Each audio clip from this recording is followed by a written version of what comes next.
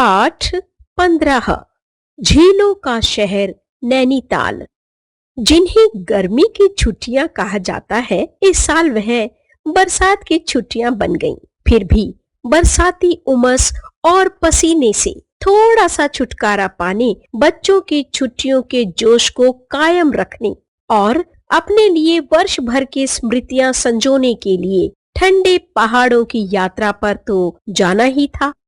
यूं तो अपने पंजाब में कोई पर्वतीय पर्यटन स्थल नहीं है, फिर भी पड़ोस के राज्य हिमाचल के धर्मशाला, मैक्लोडगंज, कुल्लू मनाली, शिमला, डलहौजी और उनके आसपास के सैटेलाइट स्थल धर्मकोट वगैरह काफी नजदीक पड़ते हैं। एक बार गाड़ी में बैठो और ठीक होटल के सामने आकर उतरो। सामान को बार बार उतारने, चढ़ाने, संभालने की कोई दिक्कत नहीं। धर्मशाला, मैक्लोडगंज, कुल्लू मनाली, शिमला, डलहौजी से उकताए बच्चे इस बार उत्तराखंड में छुट्टियां मनाने का मन बना चुके थे। बरसात में पहाड़ी क्षेत्रों में वर्षा, बाढ़, भूस्खलन, रास्तों का बंद होने जैसी समस्याओं की खबरों ने भी बच्चों का इरादा नहीं बदलने दिया। हमारा 2012 की उत्तराखंड की त्रासदी की ओर भी बार बार मन जा रहा था। सुझाव तो यह भी था कि कहीं जाना है तो डलहौजी तक हो आते हैं। 4-4.5 घंटों का रास्ता, 2 दिन रुको और पहाड़ की सैर की मोहर भी लग जाएगी। शिमला तक का दिलासा भी दिया जा रहा था। इधर 3-4 दिनों से समाचार सबका मूड बदलने में लगे थे। अंत में छुट्टियां मनाने का निर्णय समुद्र तट से 1938 मीटर की ऊंचाई पर स्थित उत्तराखंड के झीलों का नगर नैनीताल का हुआ। सफर रात का था। 13 जुलाई प्रातः 5 के आसपास हम गाड़ी से उतरे। टैक्सी तैयार थी और हम झीलों के शहर नैनीताल के लिए रवाना हो गए। कहते हैं कि कभी यहाँ 60 ताल थे। नैनी झील का निचला भाग तल्ली ताल और ऊपरी भाग मल्ली ताल कहलाता है। 10 बजे तक हम तल्ली ताल व मल्ली ताल को जोड़ने वाली सड़क माल रोड पर स्थित होटल अलका पहुंच चुके थे। पूरा मॉल प्राइवेट होटलों से भरा पड़ा है। हमारे अपार्टमेंट दूसरे तल्ले पर थे और बालकनी से पल पल रंग बदलती नैनी झील के जलवे दिख रहे थे। उसके पीछे के घने जंगल दूर से और भी घने लग रहे थे। यात्रा की थकान को दूर करने के लिए शाम तक हम सब ने विश्राम किया। झील की रंग बिरंगी नौकाएं अलका होटल की बालकनी से ही अपना जादू बिखेर रही थीं। बच्चों को अपने पर नियंत्रण करना कठिन हो रहा था। हमारा पहला कार्यक्रम नौकायन ही बना।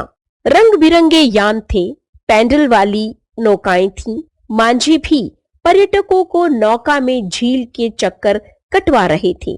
हमें तो मांझी वाली नौकाएं ही ठीक लगी। पानी में मछलियां तैर रही थीं।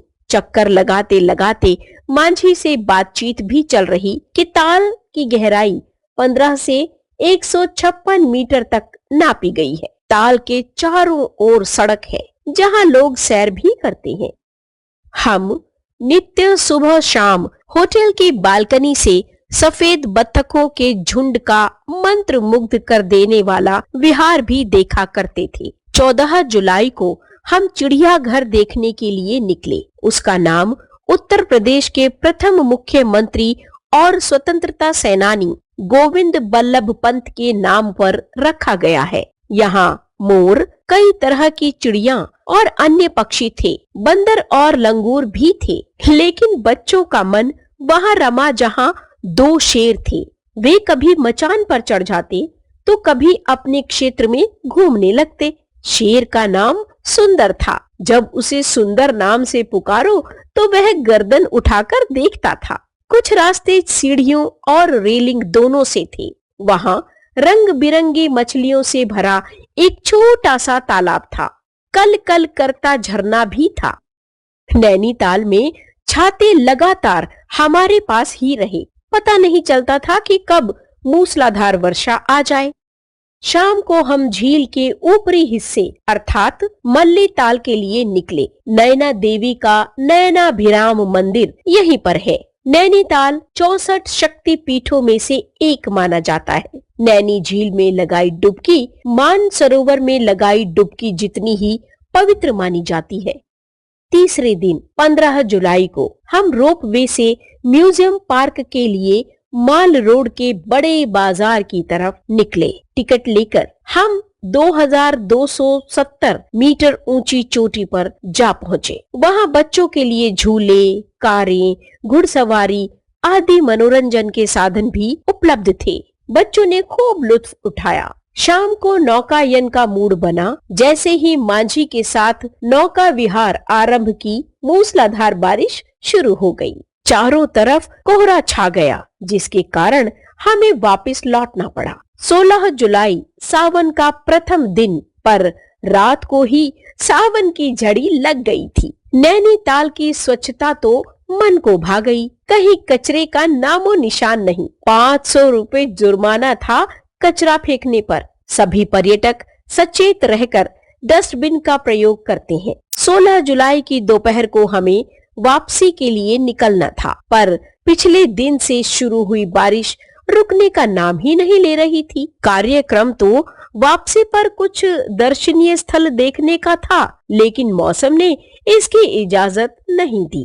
मौसम थोड़ा साफ होने पर जिम कॉर्बेट म्यूजियम पर ही रुकना हुआ। यह कालडूंगी से 3 किलोमीटर की दूरी पर स्थित 22 बीघे में फैला है। वापसी की गाड़ी मुरादाबाद से रात 11 बजे की थी। समय बिताने के लिए मॉल चले गए और समय पर स्टेशन पहुंचकर अमृतसर के लिए गाड़ी पकड़।